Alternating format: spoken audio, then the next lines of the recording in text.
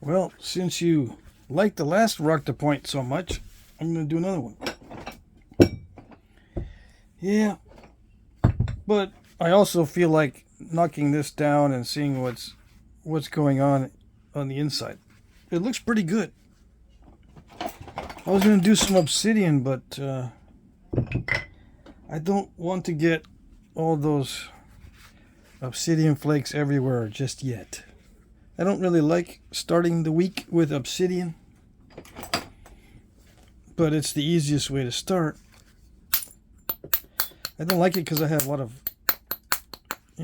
shards, glass shards everywhere that are hard to clean up. I'd rather have those glass shards everywhere at the end of the week, so I don't have to be stepping on little shards every day, because you can't really clean them up all that well. I still got a lot around the fringes I need to vacuum up.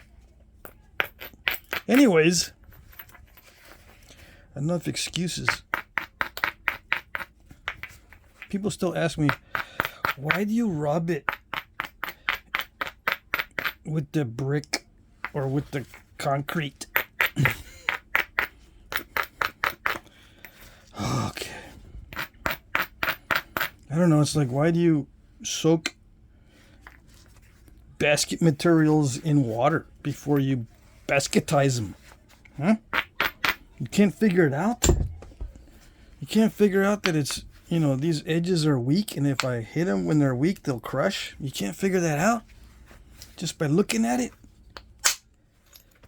You're like all confused that I'm rubbing it with a piece of concrete? This is not concrete, actually. It's a piece of a grinding wheel. Industrial grade. These things cost like $600. But I get them from a friend of mine who picks up waste.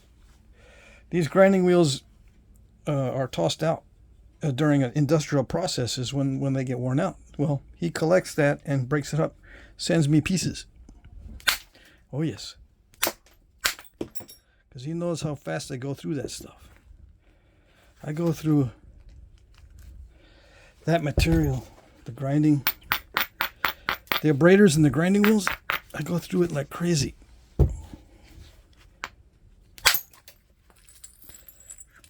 Yeah. See, it still crushes on me, even though I try to not crush it. Here we go. Even though I abrade it, it still crushes, but it's better than not abrading in most cases.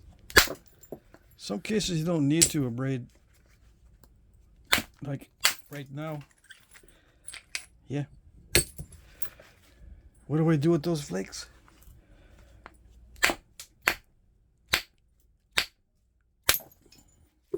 I could say I don't do nothing with them because they're terrible and I just toss them out. I could say that. Just to mess with you guys. The new guys. And listen to all the whining and lamentations in the comment section. Why would you throw those out? How does it even come into your brain to get rid of those? So I'm messing with you. I don't throw these out. These are good. Yeah. Why would you even think I was serious if I told you I was going to throw those out? Yeah. I don't know. I don't know why some people can't figure stuff out.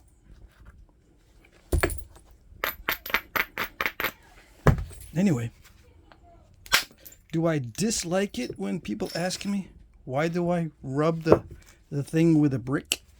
Do I dislike that? No, I actually think it's pretty funny. It does get tiresome after a while, because you would think, unless they're like 12, then yeah, okay, fine. You're 12, you don't know much. But if you're 47 going on 12, I don't know, dudes. You should be able to figure this out. Yeah. Now sometimes I rub it with the brick and I don't hit where I'm rubbing it. That confuses people a lot too, I imagine. I go around all over the place and I end up not hitting the areas that I rub. Yeah, what's up with that? Well, I like to prepare in advance all the edges so I don't have to keep picking it up, dropping it down, picking it up, dropping it down, picking it up to do individual strikes. You know, I do this all the way around, and then I can do 1, 2, 3, 4 strikes, and then I can pick it up and regrind or re-abrade later. Yeah, I don't have to do it, you know, constantly with every strike. And I'm probably going to hit somewhere where I didn't even rub. Yeah, right there. Why? Because it looked pretty good. I did rub it right there, but probably not enough. And it's not called rubbing, it's called abrading. But people don't use the Flintknapping terms. Yeah, when they ask the question, they don't go, why do you abrade? No. They say, why do you rub it?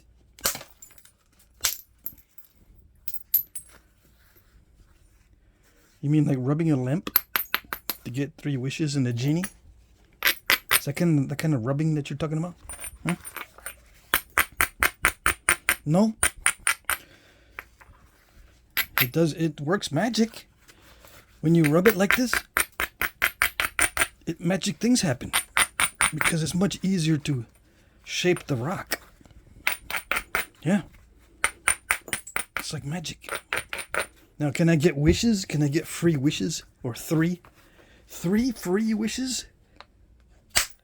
No. I cannot. I wish. I wish I could get wishes. And I wish I could wish for more wishes. Yeah. Now, what kind of flake is that? That's a flake that you can get from a good piece of stone. That's what that is. Good piece of stone flake. Like, yeah, GPS flake. Good piece of stone. GPS flake. Can you use this as a knife? I think so. I would just wrap this end right here. Sharpen this end and you can... And it makes that sound too. It's a knife. Yeah. That's what it is. Ooh. I missed that. I was supposed to hit right there and I hit over there. So don't be thinking that you're supposed to hit like what I just did. Not all the hits are controlled. Sometimes I hit a spot by accident. Yeah. And sometimes a flake that comes off, it's just pure luck. And sometimes both at the same time. It's an accident, but then it happens to be a fortunate happenstance. Fortunate happenstance sometimes happens. This is nice. In case I didn't say it yet, this is super nice. Amoeba Chert. I'm afraid to go any further with it. Yeah. Why? It would be a shame if I snapped it in half. Why am I even worried about snapping it in half? Well, sometimes this stuff is kind of delicate, but if it can produce a flake like that without snapping in half, I'm not all that worried about it. But still, it'd be such a shame to ruin it. Because I'm doing it on video. Taking a chance to do it on video. Now, when I said I'll sharpen the tip on this, what did I mean? I just kind of skimmed over that really fast.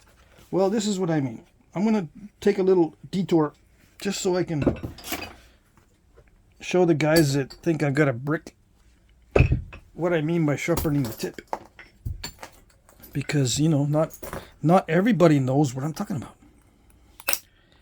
In fact, I don't even know what I'm talking about sometimes. Yeah. Try to wrap your head around that one. Oops. Guess what? I didn't do it right. Dang it. Well, just switch it around. You broke it and it's ruined? No, it's actually better because it took the curve out. Yeah. I can make it into something better now. But I'm still going to show you that I can sharpen the tip. without breaking and ruining it.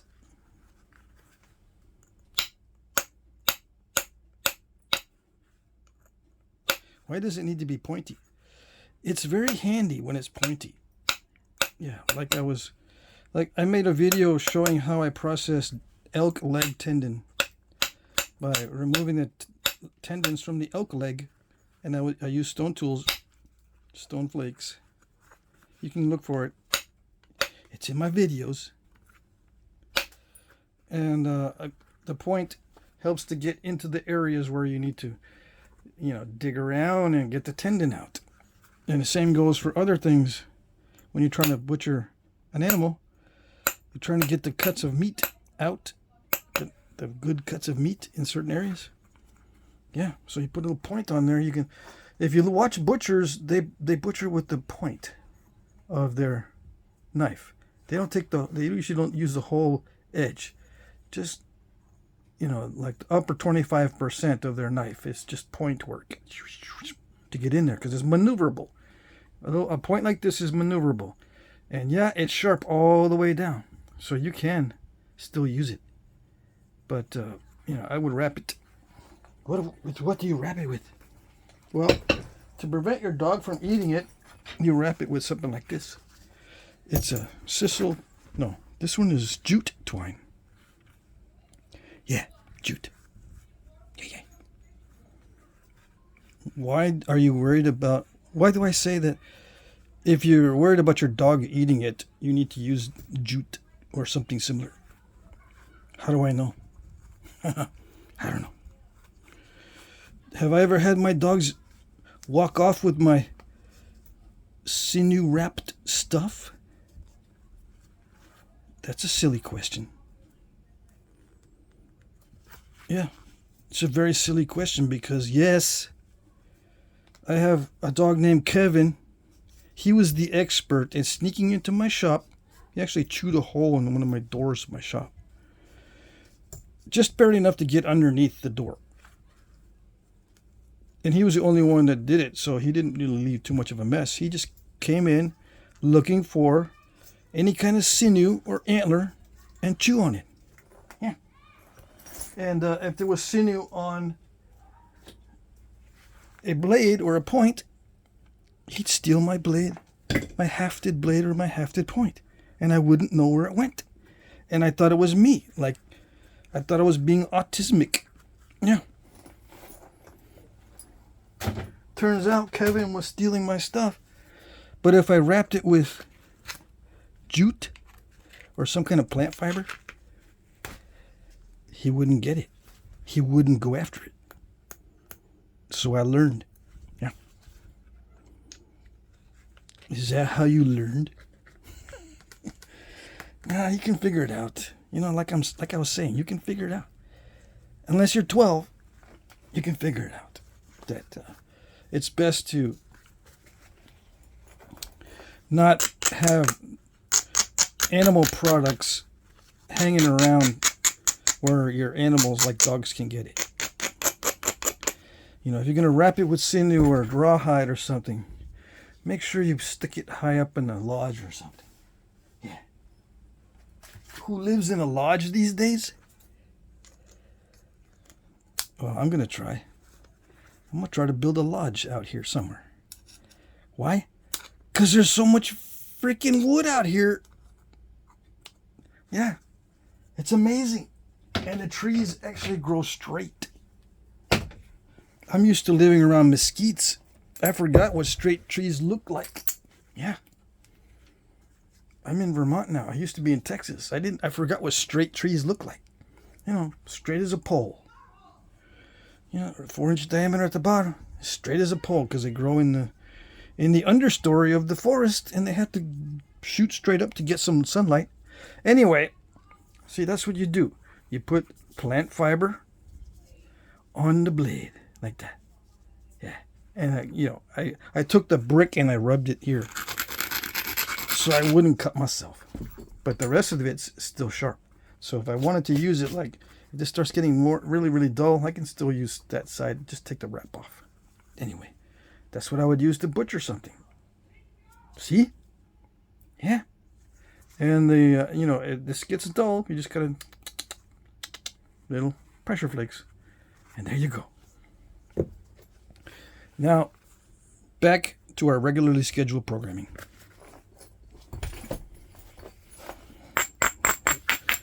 Did you enjoy that? I know I did. Because I'm afraid to nap this further. I'm just stalling, yeah. You know I was just stalling, right? I'm kind of sort of kidding, but then I'm kind of not. I'm wondering how to proceed here. After, I don't know how many years of practice. Let's see, I started seriously in 2009. 2019 would be 10 years. And that's 2024. So that's like 5 more years. I've been napping for 15 years. Dang it. Of course, from 2009 to 2011, it wasn't that great as far as my napping. A couple years I had to get adjusted. Yeah. Well, actually, from 2007 to 2009, I actually started in 2007, so that's what, 17 years? Holy moly. Anyway, I started in 2007, but then at that time I was just using pliers and screwdrivers to nap with. And someone asked me to demonstrate how I used to nap with pliers and screwdrivers. I need to write that down because I keep forgetting to make a video on how to nap with a pair of pliers and a screwdriver. Yeah, I did that for a whole year. On and off, you know, not like full-time 8 hours a day, 4 days a week. No, like on the weekends, maybe a couple hours. On a Saturday or on a Sunday, a couple hours a week. I was napping with a screwdriver and a pair of pliers. A pair of needle nose pliers. Why does it matter? Because it amazes me to this day that I was doing it that way. And then I started watching YouTube videos. But yeah, I need to remember because I want to show how I did it and how this developed over the years. I was on forums also. I got on some forums that discussed primitive skills. And there you can learn a lot from forums. Well, you used to back in the day. Nowadays, most forums are just hug boxes where everyone says, yeah, you're great, you're fantastic, everything's cool. Back in the day, you get a mix of constructive criticism and praise. Nowadays, you still get a mix, but it's just a mix of a type of trolls you get. Some trolls are malicious. Some trolls, they're just out to have some fun. And you can kind of tell the difference. But anyway, it wasn't like that too much back in the day. You could depend on people being honest. All the weirdos hadn't jumped on the internet yet, although they jumped on it pretty fast. In 2005 and 2007, when I was really surfing the internet at work, the weirdos hadn't jumped in yet. And they weren't grifting. They were starting to live in fantasy worlds and making money off of things that have no basis in reality. Mainly for entertainment. Making up stories. Pretending they're experts on various topics.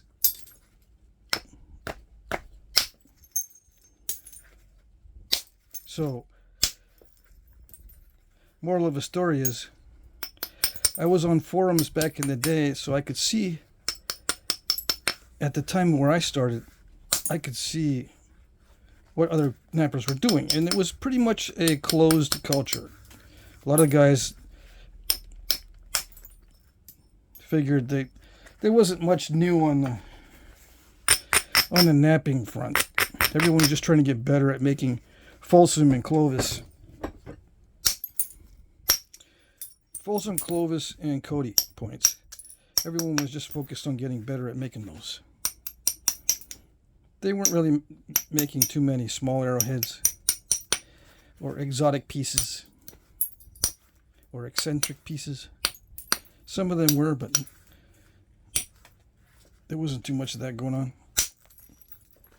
Not too many small points and not too many exotic pieces or eccentrics.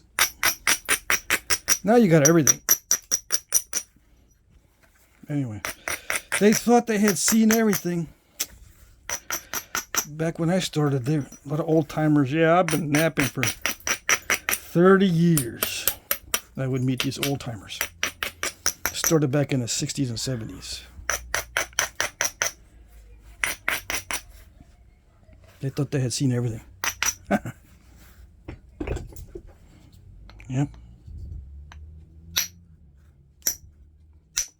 Back before there was Nacho-matics. Yeah.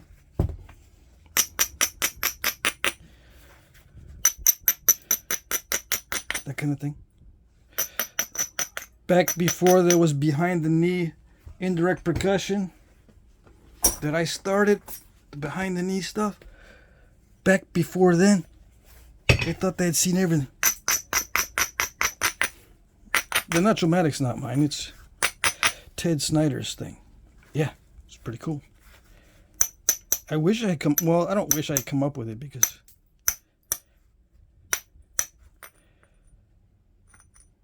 that's too much work. I don't really like manufacturing stuff like that.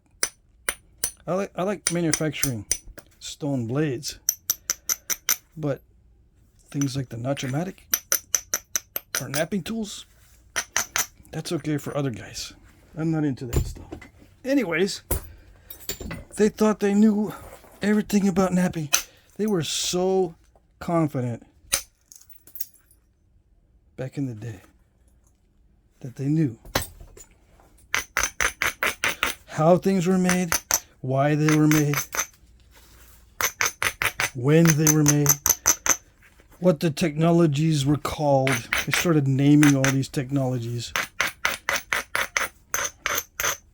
Yeah. They were very loud in their ignorance. Oh, yes. It's funny how that works. Very funny. It's because, you know, if you don't know much, you have to yell a lot so that people think you're serious. Yeah. You have to act like you're yelling, too. Act like, how dare you question me? Yeah. Dang, he's confident in that, what he's saying. He's emphatically asserting it with a lot of emphaticness. He must be serious. He must be credible. Yeah. Yeah. Unfortunately, some people fall for that attitude.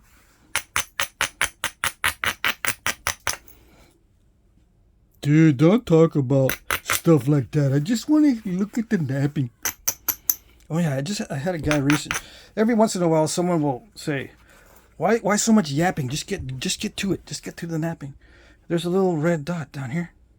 If you click the screen, it'll pop up, and you just slide it where the napping starts. If I'm chatting like this, you can slide the little button and wait till you see more napping. Or there's a little volume thing. You can mute it or turn it down. It's a secret. That's why I'm whispering.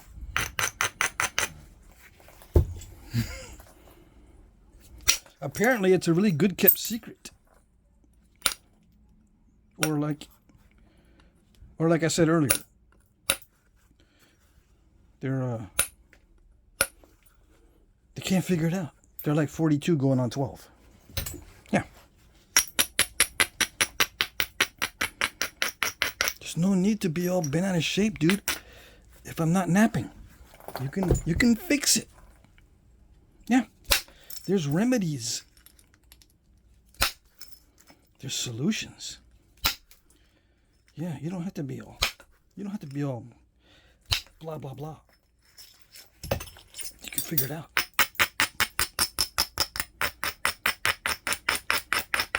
Most people do, you know. Most people figure it out. It's not a problem. You can even zoom in and focus. Touch the screen with 2 fingers and expand your fingers, and it zooms in like that. And then you can zoom back out with your fingers like that. Just try it. It works. Some people, it's an epiphany. They go, wow, Jakers, what else do I not know? My whole world is upside down. Yeah, it's that amazing. You can zoom into what I'm doing, because I'm not explaining anything. And I'm not even explaining it right, because I was telling you that I'm rubbing it with a brick. Yeah. Is there a special way to rub it? Oh yes, you don't even know. Do you? You can't just rub it any old way. You got to make sure you're removing material with the rubbing in certain directions. Yeah. You just don't know. And I'm not going to tell you, because I'm going to make you figure it out. All you measly mises who are not using your brain power. Yeah. You can figure it out. Yeah.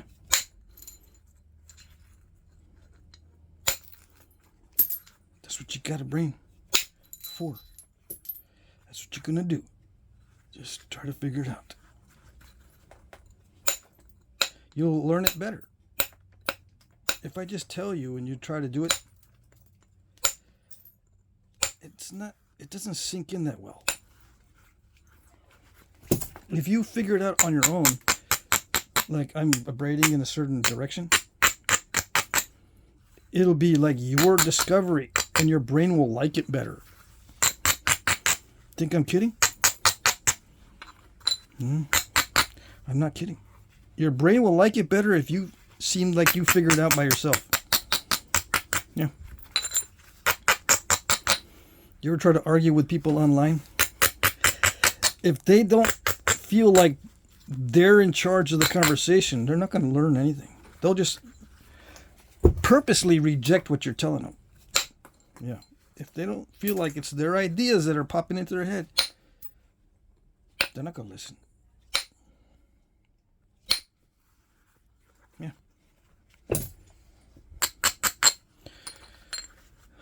I'm not talking about the normal people. The normal people, they know how to learn. It's the weirdos that I'm talking about, because they spoil it for everybody. I got a vent. Let's see. Hold on. I got stuff falling down back there. What is it? I got some little darts in progress. Yeah, look how long and beauties they are. These are like 4 feet. Almost 4 feet long. I need 4 shafts on these to make them the 5.5 feet or even 6 feet. 5.5 feet will be okay. On those at little darts. The shafts are dogwood. That was behind me, yeah, because I've got them drying out. But I'm so confined in here that if I move even a little bit, I'll bump into stuff. Yeah. Okay. It's the sweat stage. I'm starting to sweat. You can't really see. Oh yeah. I'm starting to get shiny. Yep. This is when it gets difficult. It hasn't been all that difficult. Oh yeah. Good thing I remember. This is when it starts to get steppy, so let me do the width to thickness ratio, because I was asked to do that. See, okay, let's do it in millimeters, yeah, because I forget. Okay, let's just say it's 60 to make it a round number. And it's like 10, so 6 to 1. So once I get past 5-1, it starts to get steppy, right? It seems like it's not steppy right now, but you'll see. This one particular stone may not present a problem. But this is when it starts to be aggravating as far as thinning with clean flakes. Okay? Starts around 5-1. Sometimes with better quality stones, it doesn't start until like 6-1 or 7-1 with the thickness ratio. But you can pretty much count on it starting to aggravate you after the 5-1 mark. And that's when it starts to break in half as well, especially if you're using natural tools. Okay? Why do I say especially? Because that's in my experience. My experience says it's especially natural tools. Once you get thinner than this, you're going to break it because they grab the edge a lot. Like antler billet, it grabs it. Hammerstone, maybe not so much, but if it's a good hammerstone that is removing good flakes, it has a little bit of grabbiness to it. Yeah. And it will rip your stone in half. Yeah. Why do you think a lot of artifacts are so thick? And you might say, well, I don't pay attention to those because I only like the thin ones. Yeah. Because they're cool. I don't like anything that's not cool.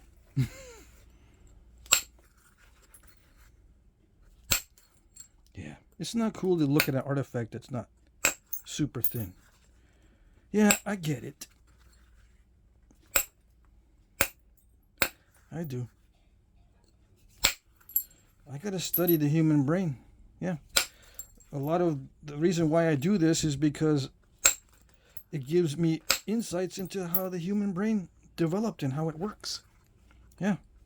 How did the human brain learn about risk management and manipulation and control, and learning how to push the limits, abuse something until there's diminishing returns. You can abuse the stone and be aggressively thinning it until there's diminishing returns. The brain has learned this. Unfortunately, the brain carries it over to other areas of life. That's where we get into trouble. Like when dealing with people. Yeah. Problem is, some people's brains, they consider people to be things, and they will push the limits and abuse them until there's a diminishing returns as a form of manipulation. Yeah. So, yeah, you're wondering, how do the humans get so manipulative? Well, here you go. Just look at what they used to be doing. They depended on sharp objects like this for their survival when they switched over to killing and butchering with tools instead of using their teeth. Yeah.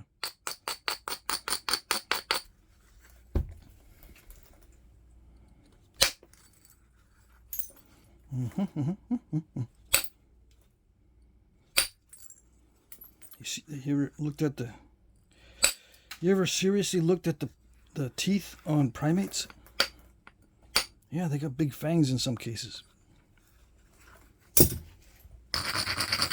Where do you think that comes from?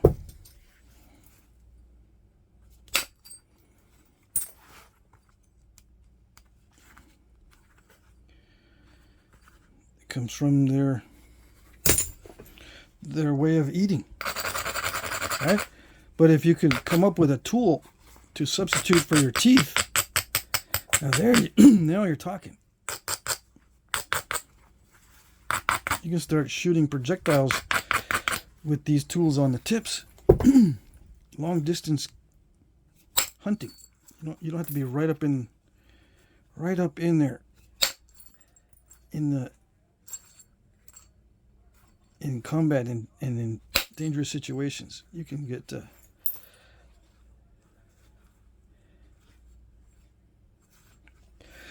get meat by using tools. Yep. All right, crunchiness. What's wrong?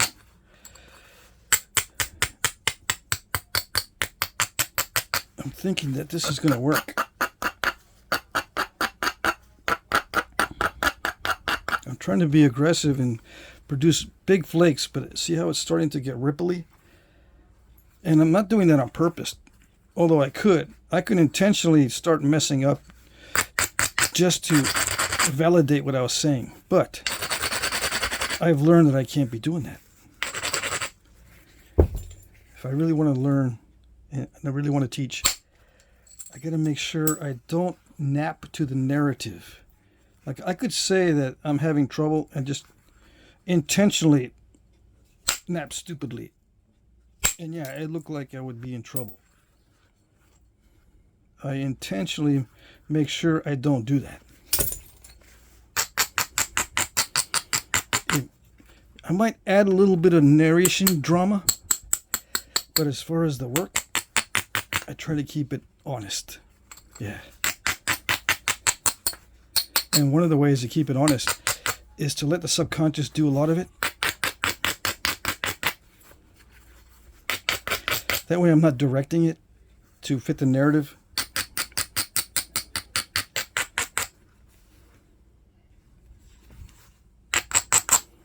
Right? Right. You're so agreeable. Okay, I need to... These edges are getting crushy because they're thin. And they've got to be thin if you want a thin point. You got to have thin edges because that's just the way it goes. It's just physics.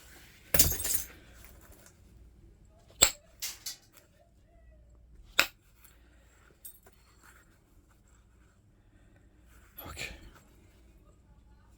I am trying to do this fast because I got a lot of other things to do. That's one thing I am doing that you might not notice. Maybe you are noticing, but it affects the napping when I'm trying to do it fast.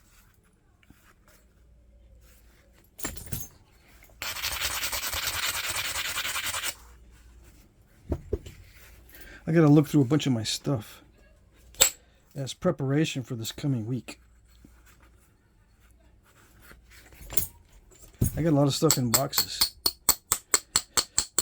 And I've been trying to get all the boxes out and available so I can see them. Okay, let's see. Maybe the glove is absorbing some energy. That was an absorbed energy strike.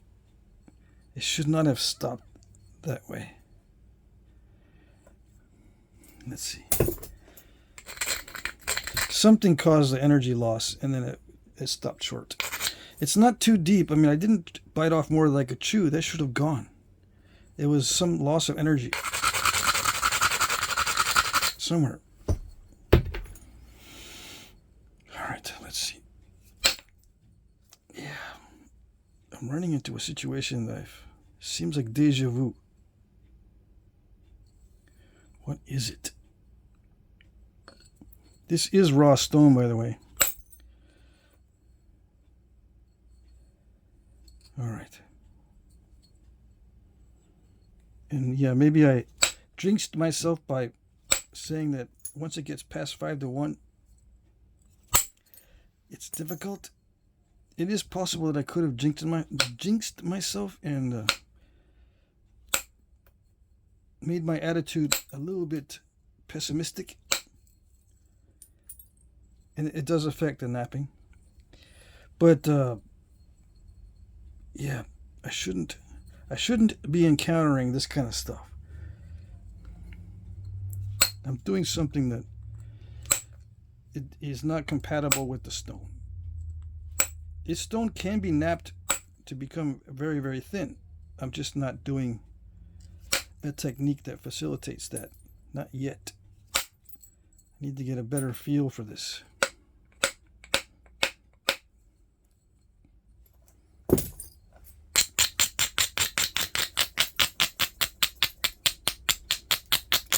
It's kind of crushy on the edges, yeah. I'm losing energy somewhere.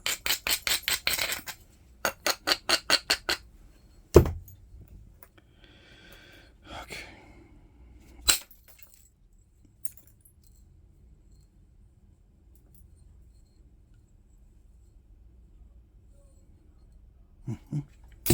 So, if it's really crushy on the edges, that means I gotta rub it more. Yeah. Or make it more narrow. Because the flakes are not traveling very well. The more narrow it is, the easier it is to clean it up. Because I'm not trying to work miracles by shooting long flakes. See, this is one of the consequences of trying to shoot a long flake. You kind of have too thin of an edge. You know what I mean? I don't know how to explain it, but when you're trying to do a piece that's thin and then thin it down more, the problem is the edge is thin if it's already thin and you want to thin it more.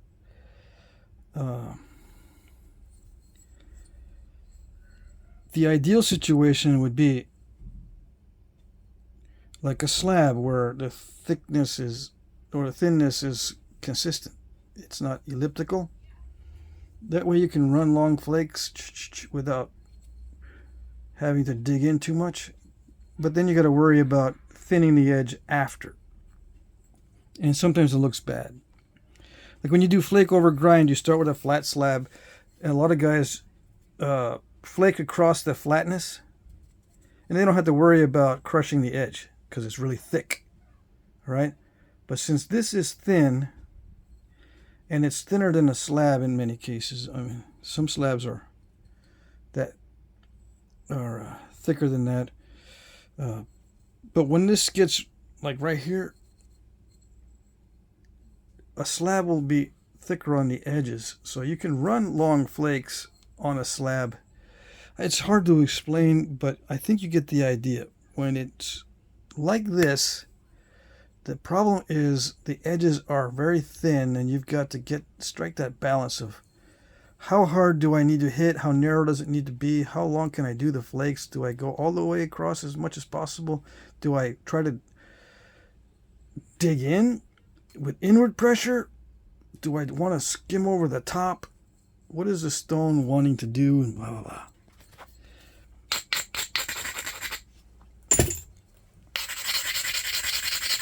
And it's irregular. So every strike is different.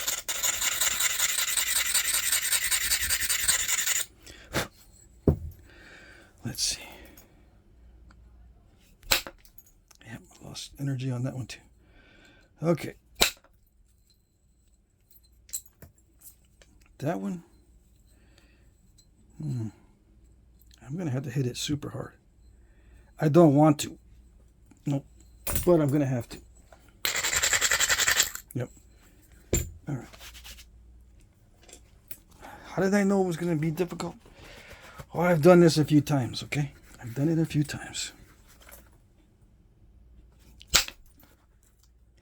Sometimes I can say voila, and sometimes I can't. See, that didn't travel. And I exerted an extreme amount of force, and that didn't travel. It tried to go there, but it didn't.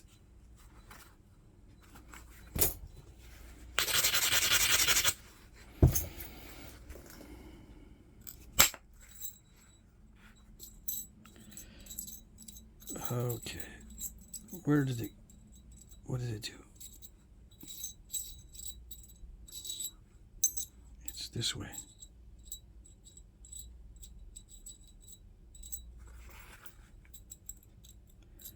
That's what it did? Yeah, that's what it did. Weird. Okay. I'll take it. It's all right. I'm going to do something I probably shouldn't do. I'm going to hit that step fracture. Sometimes with high grade material, it'll dive in. Look. It's okay though. It dived a little bit, but it's not bad. Why do I do that? Just to make it less of an obstacle. The more material that you have there, the more force is required, and the thicker the flakes, the thicker the damage control flakes need to be. Yeah. You don't want, I don't want thick damage control flakes, because then you get a situation where the flake is too thick and it stops.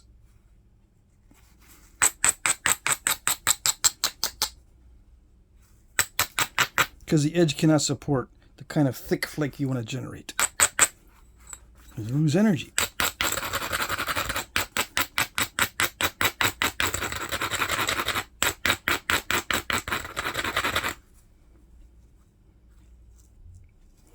Dang it, that's a bad one. Let me see if I can pop that out.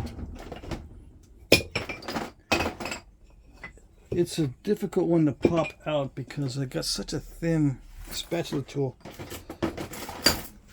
And I'm not going to use a notch-o-matic to do that, because that'll dive in if I try that. All right, let's see. Let's see if we can bend the spatula tool. It won't be too hard to bend it. There we go. Yeah, that survived.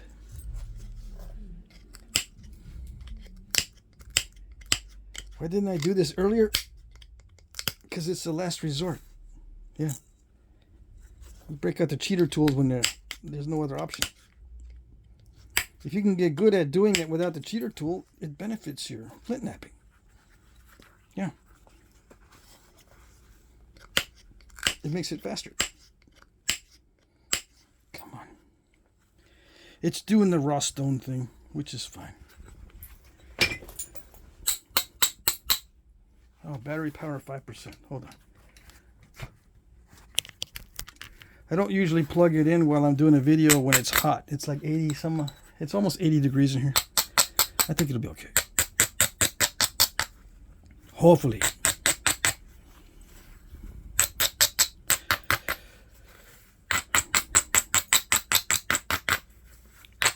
I think I'm getting it. I just need to sneak up on it slowly.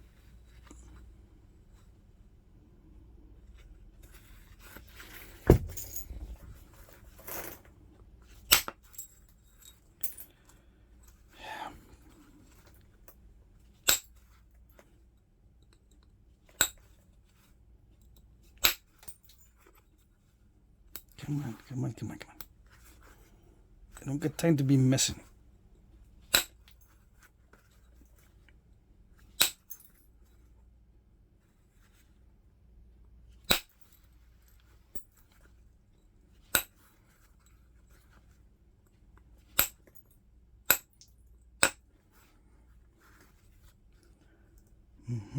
Okay. I like keeping the middle kind of thick at this stage, because it helps to prevent snapping in half. So I'm going to be working on the ends a little bit before I actually tackle the middle. And I really don't like this situation. I try to avoid it when I'm napping off camera, but it's so subtle.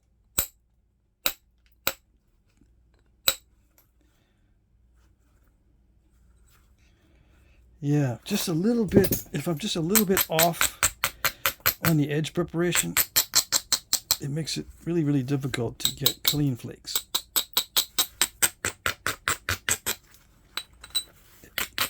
All it takes is just a little bit off and not quite getting the edge right.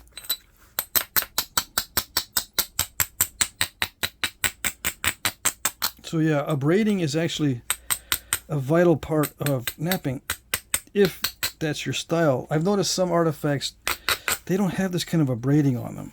So it's not part of every style of knapping. But if you are dependent on abrading, like I am, like most knappers these days, there is a technique to it, and it is a vital part of knapping.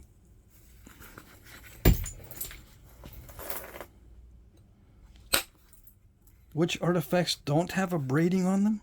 What are you talking about? What am I talking about?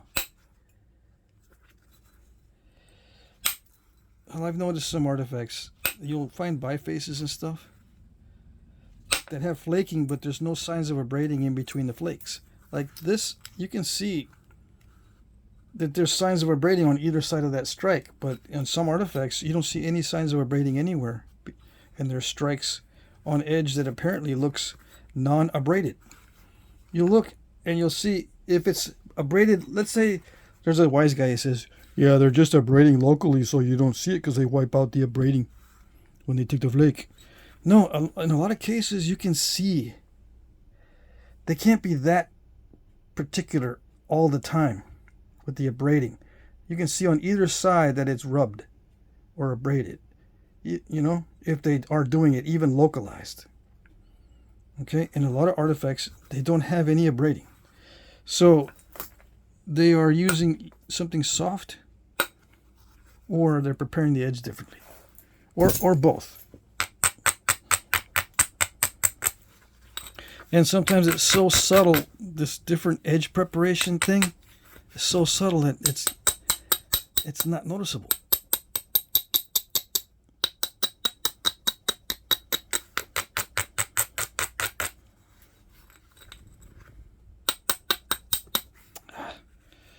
Okay, I can see where this is going. It doesn't like to be thin. No. Like most stones. All right.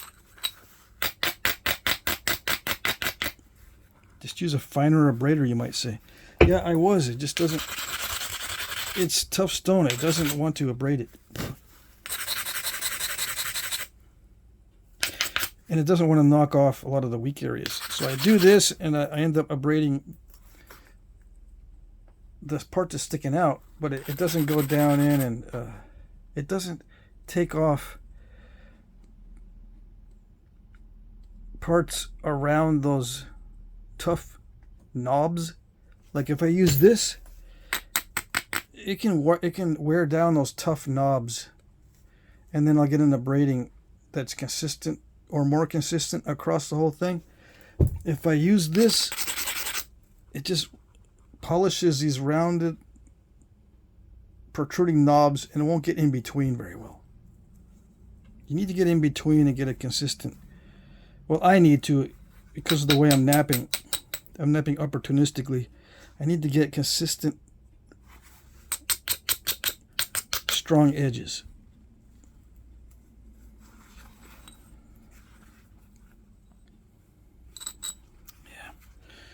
Okay, I'll need to be more persnickety, unfortunately. All right, to get it thinner than this. I could have left it thick and not worried about it, but you know, it's not a good video if I do that. Not even for me. I get bored if I'm watching someone make a thick point. I'll get bored. I want to see how to do it in a way that makes it thin. Yeah, I gotta admit.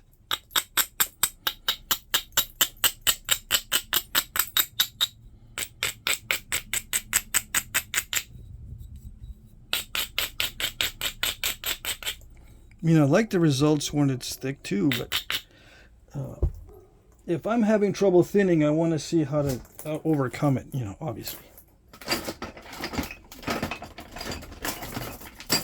So I get it. I get it why people want to see the thin stuff.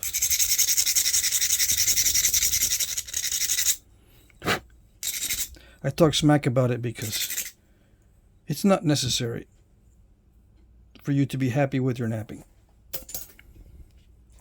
Yeah.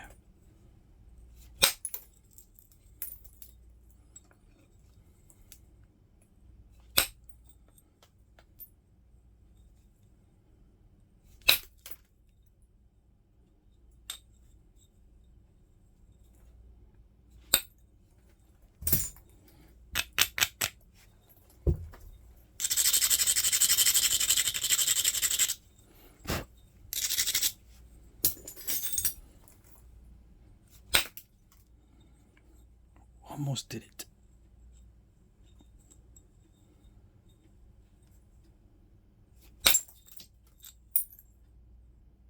It's almost doing it.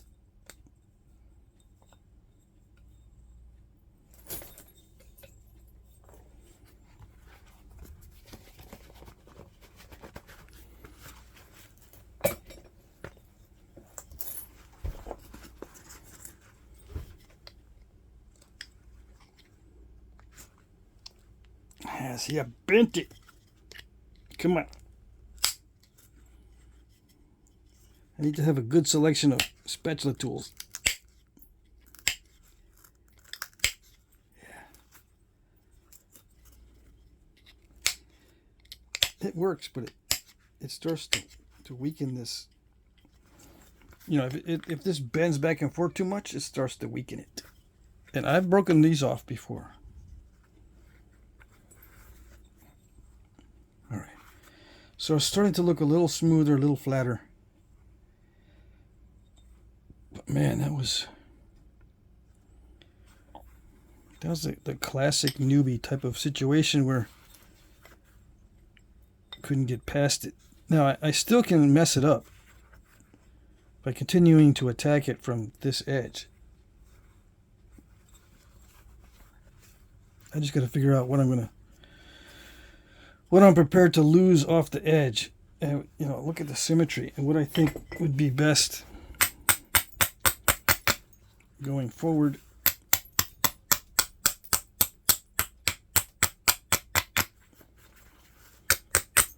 As far as the finished piece,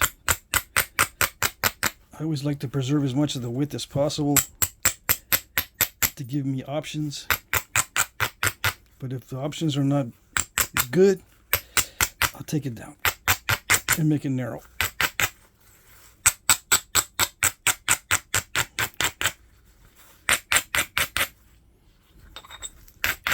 In this case, for some reason, I'm losing energy with this material. So it could be that it's quote unquote soft. And soft edges are hard to run long flakes off of. At least with the technique I'm using. Yeah. I will admit that there might be some other techniques that are better. Yeah. Okay.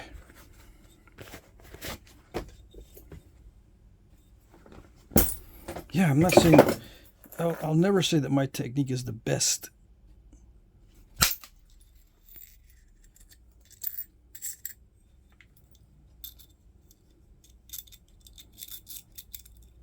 Okay, right there. I smashed the edge a little bit, but that's just consequences of the amount of force I'm using. It did a pretty good job, actually. But it didn't want to go this way. See that? It was supposed to be wider. Okay? I really hit that really, really hard right here. And it was supposed to widen out more. And, you know, take this out a little bit more. And then run a little bit that way. But it didn't do it. It left me a crushed edge. So now I can't take advantage of that ridge. See how it doesn't want to be thin? I tell you.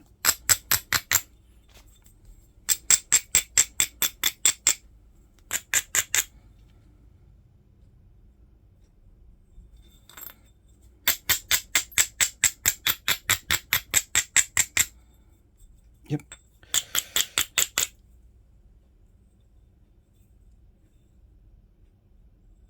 It doesn't like it.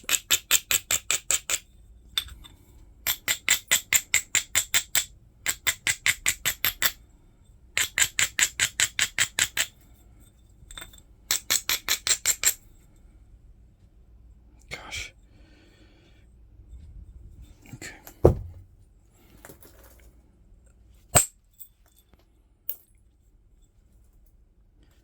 It's nice material. This is stuff. This stuff is high grade. Okay, don't get the impression that it's not high grade material. This is high grade stuff.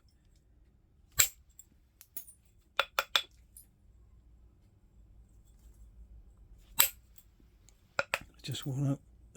It just doesn't like what I'm trying to do. Yeah, and eventually, after napping enough of this stuff, there's probably a technique that works better. So, you know, I can adjust my technique or adjust the shape of the finished product. I can make it thicker. Yeah, I'm not worried about thinning it.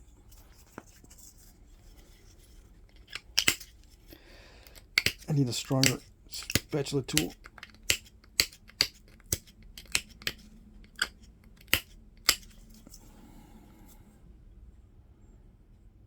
Anyways, what am I going to do about that?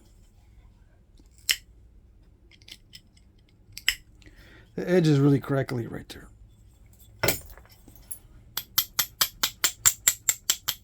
I need that ridge. I need to hit and follow that ridge to get to that spot. It's not going to let me. It doesn't want to be thin.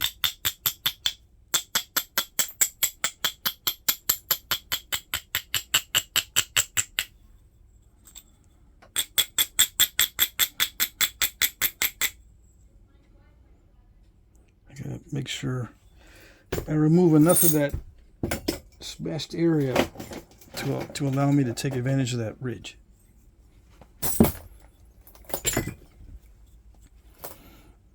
You might say, well, I thought you weren't going to explain that we're supposed to figure it out. Yeah. I shouldn't explain it, you're right.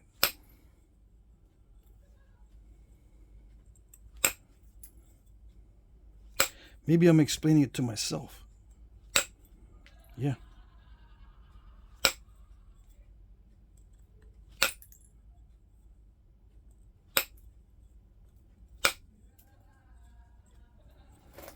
Maybe I'm explaining what I'm doing to myself. Yeah. See if it sounds okay. Does it sound legit?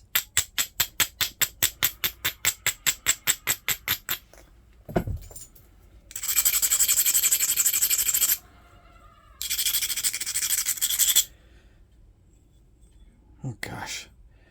That took a lot of width off of there. Okay.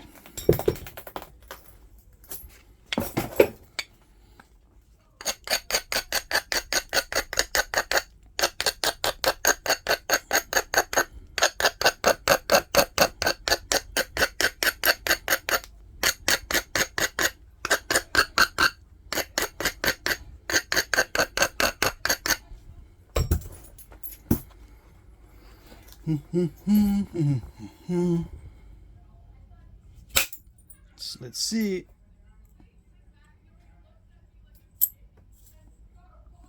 I think it's all right. Come on. It's better. It didn't really smash it too much. I still have steppiness. But yeah, I think it's better. Yeah. It's a little bit better. There's still a bunch of steppiness that I don't like, but it's better. Okay.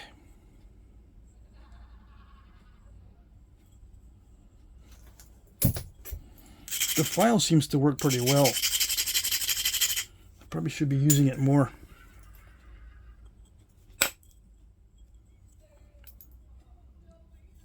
See, the end of that flake wanted to dive in. That long flake. But it didn't dive in all that bad. So it's okay.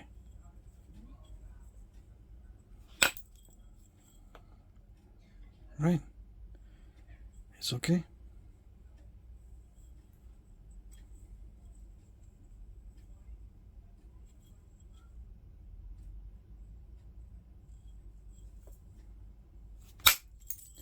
Wish that one hurt. It's time for a glove again because I'm hitting it really hard. I took the glove off because that was just a vital strike. I wanted to get feedback or feel exactly what was going on. But taking that one, I hit myself with a flake on my fingertip. So put the glove back on. That way I'm not distracted by these flakes hitting my fingertips at high speeds.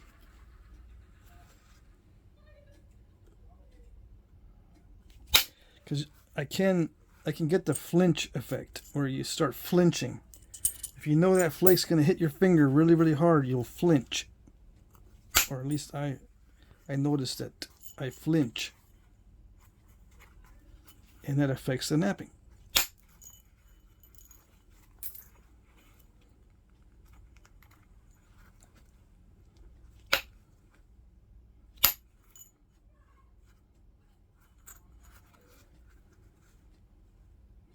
Dang it.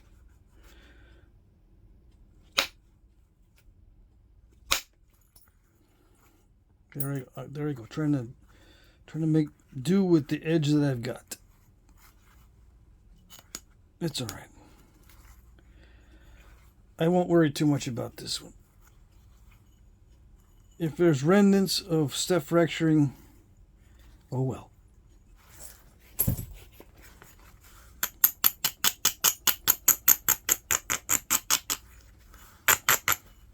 What's the ratio?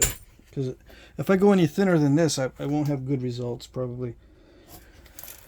Right there in that area, let's say it's 44 or 43. 43 is such an odd number though. Let's do 42 millimeter.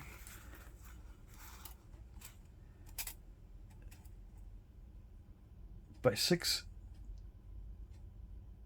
to 7 to 1. 6 times 7 is 42, right? 7 to 1, yeah. If I go any thinner than 7 to 1, I'm probably going to run into serious problems.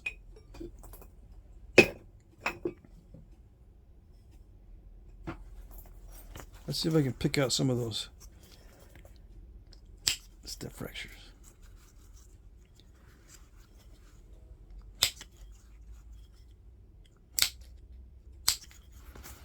Yeah, I leave metal marks. There's a little bit of metal marks in there. If it gets, well, is it sufficiently narrow for me to run a flake following this area? I can try that one. I don't like to plan too much in advance or overthink it. But I think that's a good spot.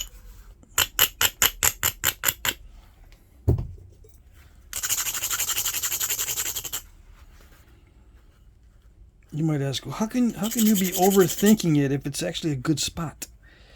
Well, you can make it seem like it's really good, and it's not. It might not be. You might just be convincing yourself that it's good if you think too much about it. You got to make an accurate assessment, and yeah, I didn't make a accurate assessment.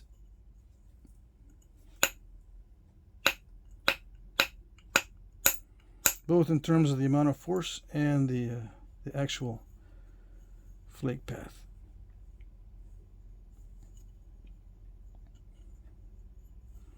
I didn't want to do it.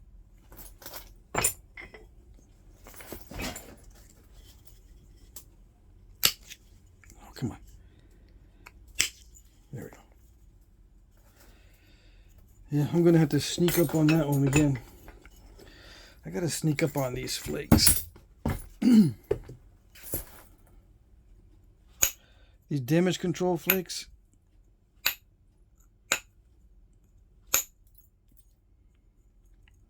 And sneaking up means I just gotta be careful in preparing. Yeah, it just takes time.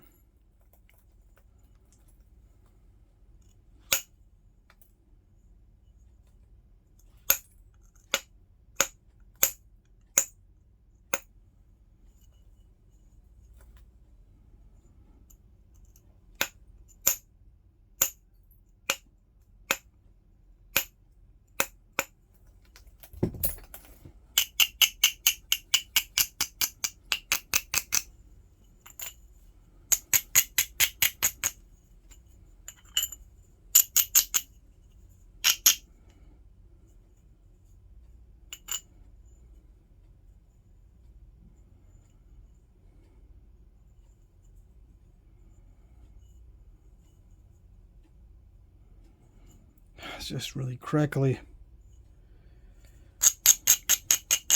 Yep.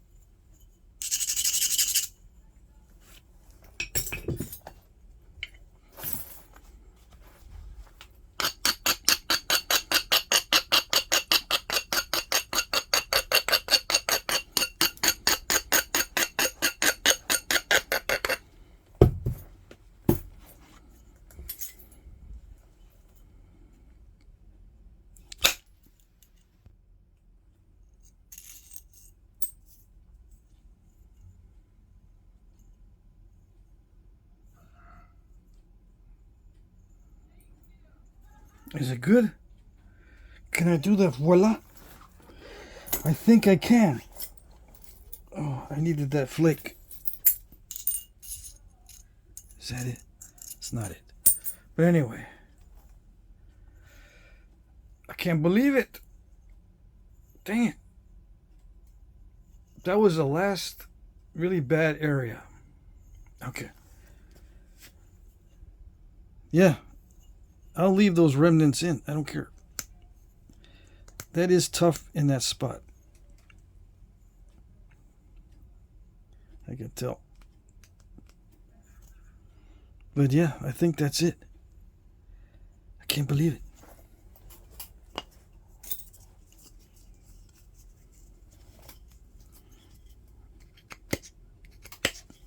That's when luck and careful preparation have a happy ending. Yeah.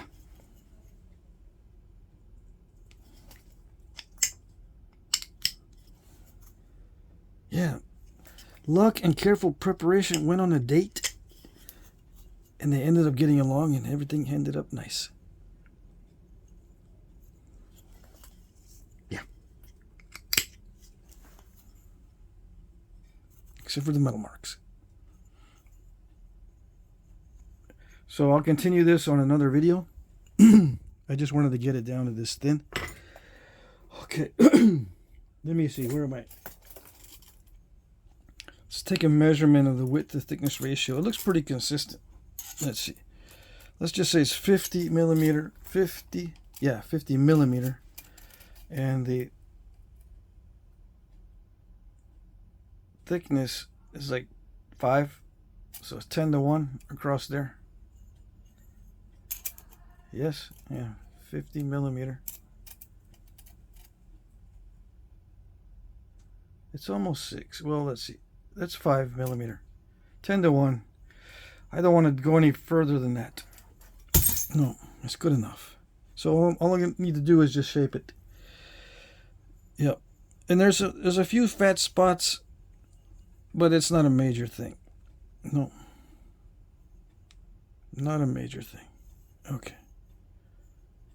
What is it up here? Because people want to know everything.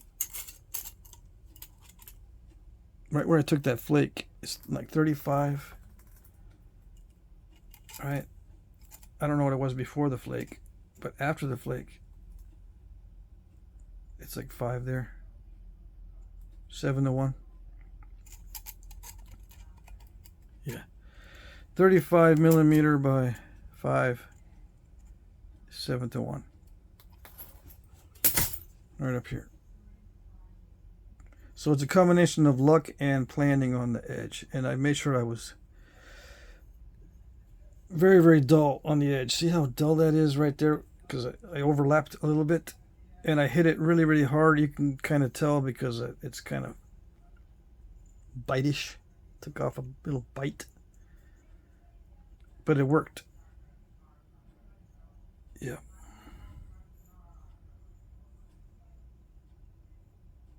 And I made sure this was nice and rounded. No pits. Because if it's really pitted, if you don't know, it will remove some of the energy because it has to compress a little bit. If it's all pitted, to make good contact, it has to compress a little bit and then make solid contact because it's got all these little bumps on it. And those bumps are squishy. You know, in the knapping environment, they don't feel squishy, but when you're hitting stone, they're squishy, those little protrusions, so you lose energy. Okay. I like it much better now. Yes, I do. Okay, so there you go. And I'll be able to upload this video tonight. I'm excited. Oh, yes. Don't have to wait 9 or 10 hours for it to upload. Yeah.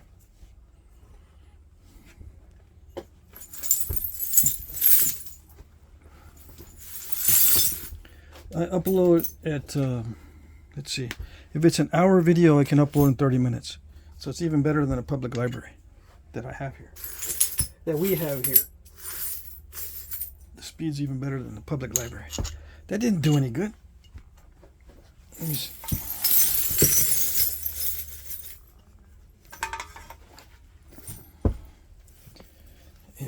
I ordered the fastest internet I could, and it seems to be working.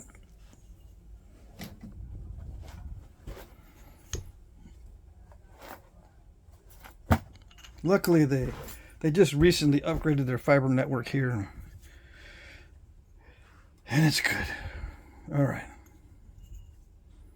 Is that a good thumbnail? I think so. Yeah. Alrighty. That's it for part 1. Okay.